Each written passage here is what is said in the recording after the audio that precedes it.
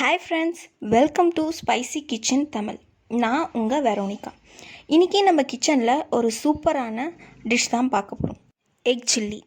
அதுக்கு முன்னாடி first time நம்ம சேனலை பார்க்குறவங்க மறக்காமல் சப்ஸ்கிரைப் பண்ணிக்கோங்க. சப்ஸ்கிரைப் பண்ணிட்டு பக்கத்தில் இருக்க பெல் ஐக்கான் ப்ரெஸ் பண்ணிக்கோங்க.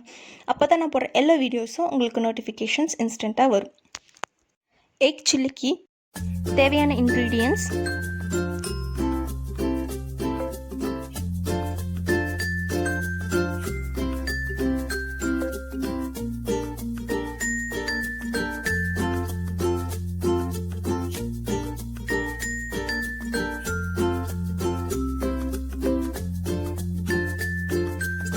ஃபஸ்ட்டு 3 முட்டையை எடுத்துக்கோங்க. அதில் கொஞ்சம் உப்பு, கொஞ்சமாக மஞ்சள்தூள் சேர்த்து நல்லா பீட் பண்ணிக்கோங்க.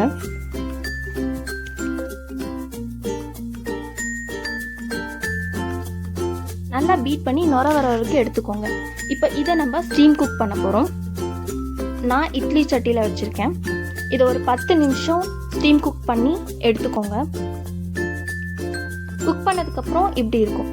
இதை சின்ன சின்ன க்யூப்ஸாக நீங்கள் கட் பண்ணி எடுத்துக்கோங்க. இப்போ நம்ம டிப்பிங் ரெடி பண்ணிக்கலாம். ஒரு 3 ஸ்பூன் மைதா, கார்ன்ஃப்ளவர் ஒரு 1.5 ஸ்பூன்,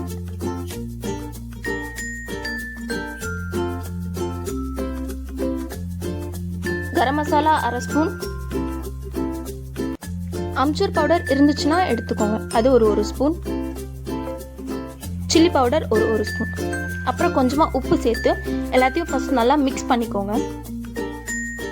எல்லாம் நல்லா மிக்ஸ் ஆனதுக்கப்புறம் நம்ம கொஞ்சம் கொஞ்சமாக தண்ணி ஊற்றி நம்மளோட கன்சிஸ்டன்சிக்கு ரெடி பண்ணிக்கலாம்.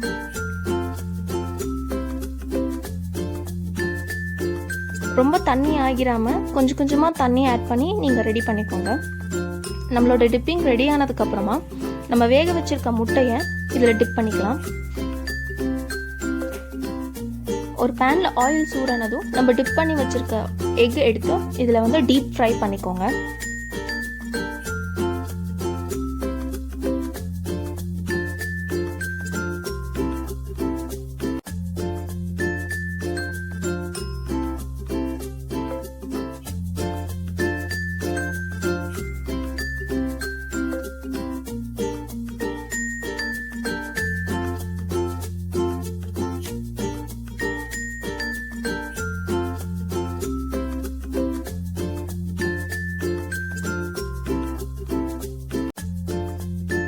கோல்டன் ப்ரௌன் வர வரைக்கும் ஃப்ரை பண்ணி எடுத்துக்கோங்க.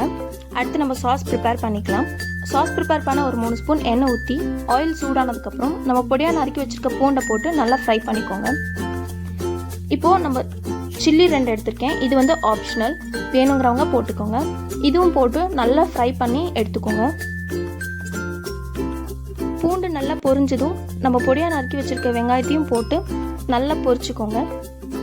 கொஞ்சமாக உப்பு சேர்த்திக்கோங்க.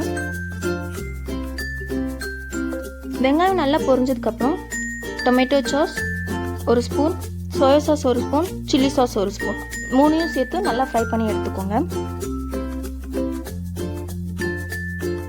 நான் இன்னும் கொஞ்சம் டொமேட்டோ சாஸ் சேர்த்துறேன். இது வேணாம், ரொம்ப புளிக்கும்னு நினைக்கிறவங்க கொஞ்சமாக தண்ணி ஆட் பண்ணி மசாலையை நல்லா நீங்கள் ஃப்ரை பண்ணிக்கோங்க. ஒரு 5 மினிட்ஸ் நல்லா ஃப்ரை ஆனதுக்கப்புறமா சாஸ் நல்லா ஃப்ரை பண்ணிக்கோங்க. சாஸ் ஃப்ரை ஆனதும் நம்ம ஃப்ரை பண்ணி வச்சுருக்க எக்கை போட்டு நல்லா ஃப்ரை பண்ணிக்கோங்க. எக்கில் நல்லா சாஸ் கோட் ஆகிற வரைக்கும் ஃப்ரை பண்ணி எடுத்துக்கோங்க. சூடாக சர்வ் பண்ணுறதுக்கு நம்ம எக் சில்லி ரெடி. இந்த வீடியோ உங்களுக்கு பிடிச்சிருந்தா லைக் பண்ணுங்கள், ஷேர் பண்ணுங்கள், கமெண்ட் பண்ணுங்கள், மறக்காமல் சப்ஸ்கிரைப் பண்ணிக்கோங்க. தேங்க்யூ ஃபார் வாட்சிங்.